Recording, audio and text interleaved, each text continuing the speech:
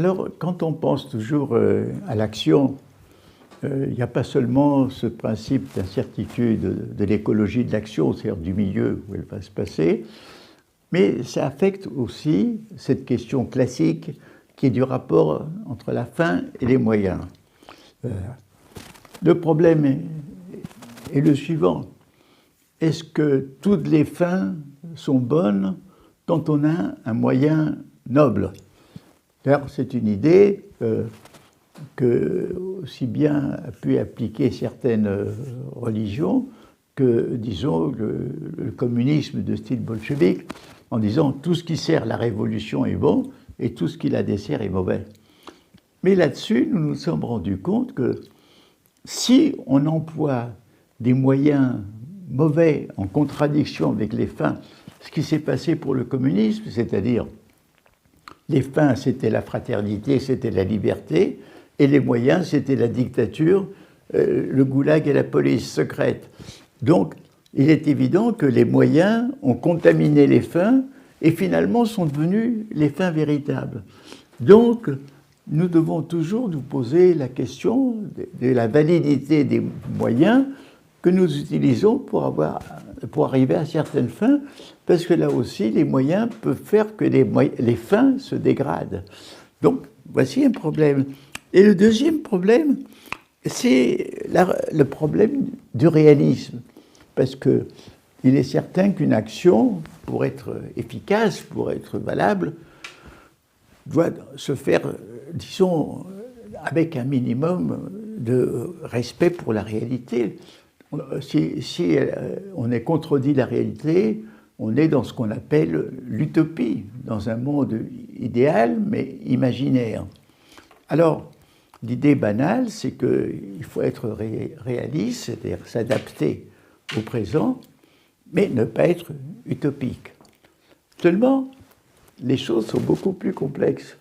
C'est qu'on peut dire qu'il y a deux sortes d'utopie.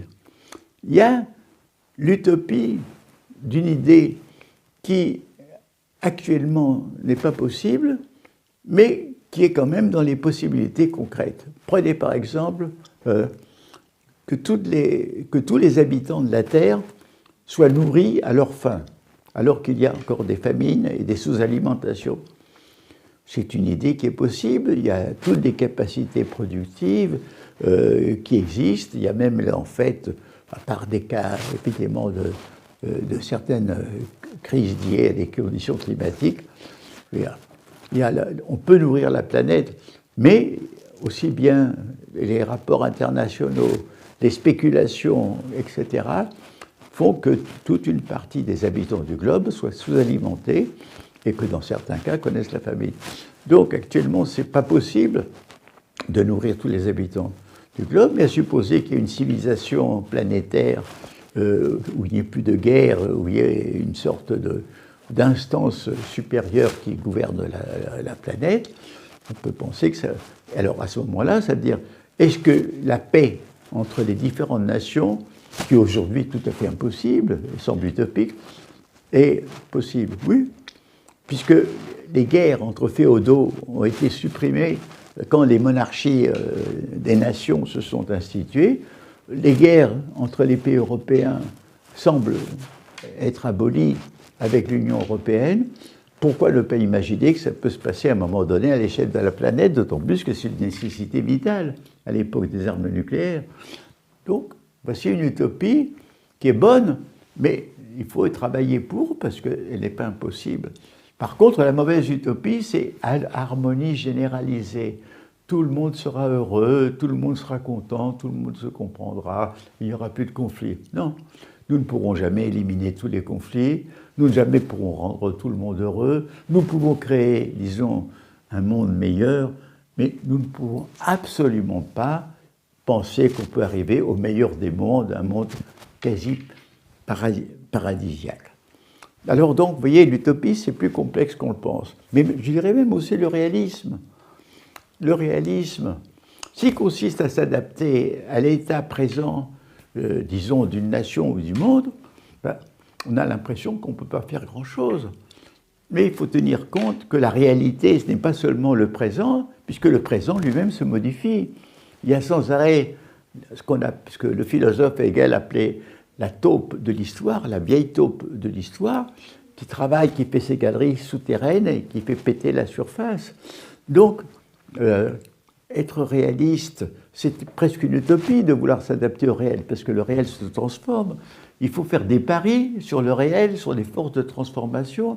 S'il faut faire une sorte de jeu entre les aspirations idéales et la conscience des difficultés réelles. Donc, voici quand même un problème très important. Et ce problème très important se pose surtout en question de crise. Parce qu'une crise, c'est avant tout une incertitude. C'est l'incertitude de savoir qu'est-ce qui va sortir de cette crise. Qu'est-ce que va sortir de cette crise gouvernementale? Qu'est-ce qui va sortir de cette crise économique? On ne sait pas. On ne sait pas dans quelle mesure ce sera des forces régressives qui feront faire une marche arrière ou des forces progressives qui créeront quelque chose de meilleur qui vont l'emporter. Vous avez toujours, et nous sommes en période de crise, vous avez toujours sur l'incertitude du futur, est-ce que c'est le meilleur? Est-ce que c'est le pire? Ou est-ce que ce sera ni l'un ni l'autre, quelque chose entre les deux? Voici donc le problème de la crise. Maintenant, j'en viens aussi à un autre problème d'incertitude qui tient au fait que nous avons aujourd'hui deux principes qui s'opposent. Le principe de précaution, pourquoi? Parce qu'il y a beaucoup de risques qui viennent d'innovation, et aussi un principe de risque, parce qu'on ne peut pas rester complètement immobile et qu'on ne peut pas échapper au risque. Donc, à mon avis, la question, c'est de combiner le principe de risque et le principe de précaution. Dans certains cas, la précaution est nécessaire. Par exemple, personnellement, moi je pense qu'il faut maintenir le principe de précaution pour les OGM, en attendant qu'on voit mieux les conséquences de ces OGM, et surtout parce que cela signifie la mainmise par une grande multinationale comme Monsanto sur la plupart des paysans qui ne sont plus libres d'utiliser leurs graines, leurs semences, mais qui vont dépendre de cette multinationale. Donc, si vous voulez, le problème, c'est que comment jouer, faire une dialectique, parce que tout ce qui est nouveau fait penser à un risque. Quand les chemins de fer ont commencé, beaucoup de gens s'affolaient en disant « Mon Dieu, il va y avoir des vitesses épouvantables à 30 km à l'heure, on ne va pas pouvoir supporter ça. » Bon, il y a toujours eu comme ça, et l'aviation aussi. D'ailleurs, l'aviation, un avion court beaucoup plus de risques, évidemment, qu'une voiture, parce qu'il n'est pas sur le sol, mais il faut dire que ce risque accru est accompagné de précautions accrues, multiples, contrôle des moteurs, contrôle de l'appareil, etc., etc. Donc, vous voyez que le vrai problème, et il n'y a pas une solution standard d'avance, il y a des cas où il faut se lancer dans l'aventure en sachant qu'il faut prendre peut-être à un moment des précautions, et d'autres cas, c'est la précaution, mais peut-être qu'il faut, à un moment donné, se lancer dans le risque. Et je dis tout ça parce qu'on est dans une civilisation de risque. Ça a été très bien dit par Ulrich Beck, et ça a été repris par Patrick Lacadec, qui dit même que nous sommes dans une civilisation qui produit des risques énormes. C'est vrai que c'est notre civilisation qui a produit Hiroshima, qui a produit Tchernobyl, qui a produit Fukuyama.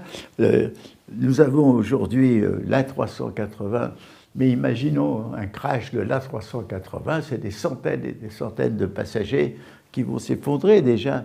Vous avez l'avion des Malaysian Airlines qui s'est effondré avec 200 et quelques passagers. Nous sommes, disons, vous avez des vaisseaux géants, et comme le Titanic était sûr, n'est-ce pas, de ne pas avoir d'accident, il a heurté un iceberg. Bon, aujourd'hui, nous avons des nouveaux Titanic, mais je vais me dire que la planète est un véritable Titanic, elle court des risques énormes. Donc, nous avons un gigantesque accroissement de risques qu'on appelle technologiques, économiques, qui sont des risques de civilisation. Et c'est ça dont il faut être conscient.